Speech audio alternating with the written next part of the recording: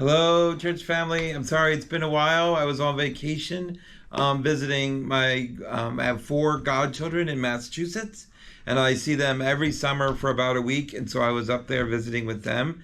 It was kind of a great week. The mom and dad were kind of sick and laid up in the house. So I got to babysit every day. I did stuff for the kids. So it was really great time spending with them. It was kind of sad not to be able to spend more time with the mom and dad, but still a great time with the godchildren. So, but I'm back and I want to keep, these videos going. And so every time when I think about what to talk about in these videos, because just to remind everyone, the importance of these videos is that in such a large parish, for the whole parish to hear the voice of the pastor, I can't really do that on Sundays because I only do 2 or 3 masses of the 5 masses that we do. So it's not like I can reach everyone at a Sunday mass like you could in a smaller parish where you're doing all the masses. And so we do these weekly videos so you can kind of hear my heart, what I feel the Holy Spirit tugging at and things like that. And so that's why we do these. Looking back on my homily these past few weeks, I kind of like to maybe expound on what that homily was talking about, because again, it only reaches 2 or 3 masses, not the whole congregation.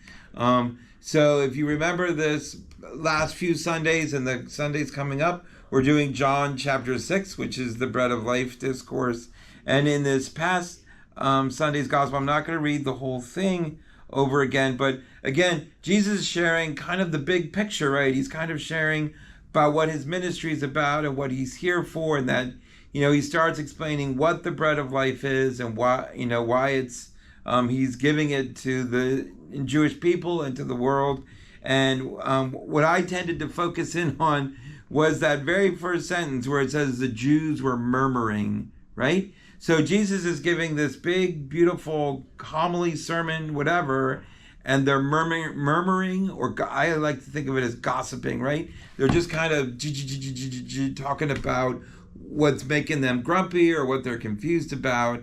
And I think sometimes we can get lost in that gossip and that murmuring and not pay attention to the things that are really important. And the way I talked about it in my homily was, are we participating in the love story, or are we just sitting on those sidelines murmuring and gossiping? And so I really want to believe that we're participating in that love story, right?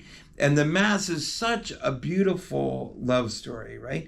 And in the homily, I encourage people from after the gifts come up, through the Our Father, really listen to the prayers, words that are being said, because it is just such an incredible love letter from Jesus to us about what the Eucharist should mean in our lives and how we should be participating in it and being a part of it, rather than sitting on the sidelines and just murmuring and talking about it.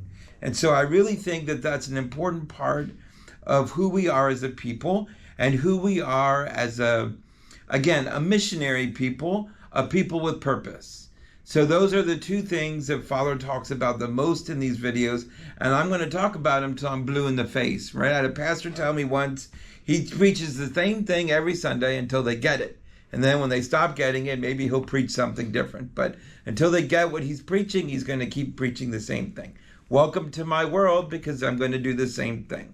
And so the way to participate in that love story is to gather, connect, serve, and go out, right?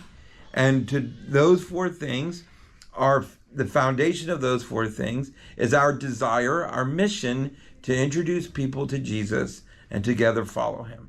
Well, why would we do that? Well, this Bread of Life discourse, these Gospels are so about why we should do that, right? Because he came down from heaven. I repeat this over and over again.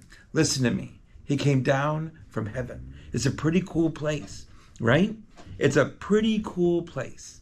And he left it, heaven, for us, right?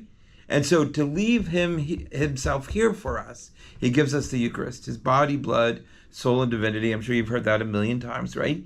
He gave us himself, so that when he resurrected, when he opened the gates of heaven, went back to heaven, he still left himself here for us. So what are we doing with that gift, that great gift of his body and blood? What are we doing with that? We should be sharing with others that great love, right? the mission to introduce people to Jesus. And once you introduce people to Jesus, and this has been my philosophy for a long time, once people start building a relationship with Jesus, once people start seeing the best friend that he is, then all of the faith kind of flows from that. All of who we are, like the candles make sense, the gold makes sense, how beautiful the altar is makes sense. All the devotions we do as Catholics make sense when you first have a relationship with him, right?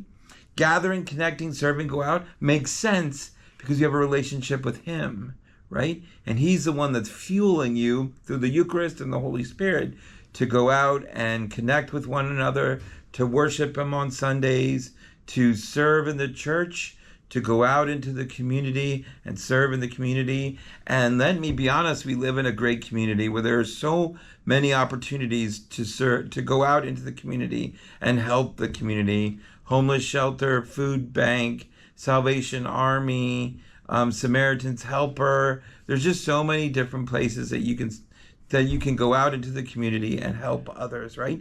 There's so many ways to serve our church, right? And help our church look like a place where people want to come and gather and connect, right? They're not going to gather and connect at our place unless they see that it's a place where people love serving, people love helping out.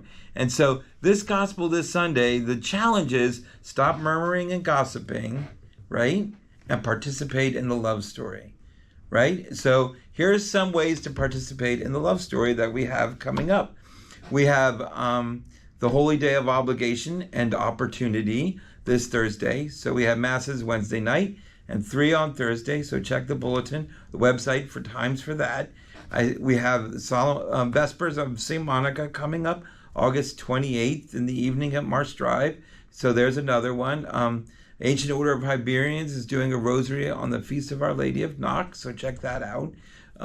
We have, if you've never been to St. Eleanor Regina Chapel, I tell you what, this is the year to come. We've had banner numbers of people coming to that chapel for Mass on Sundays, 11:30 a.m. September 1st is our last Sunday at St. Eleanor Regina for the season. We're going to have a big picnic afterwards, hot dogs, side dishes, community fellowship. So come on, join us for that on September 1st. So lots of ways to participate in their love story rather than just sitting aside and gossip and murmur.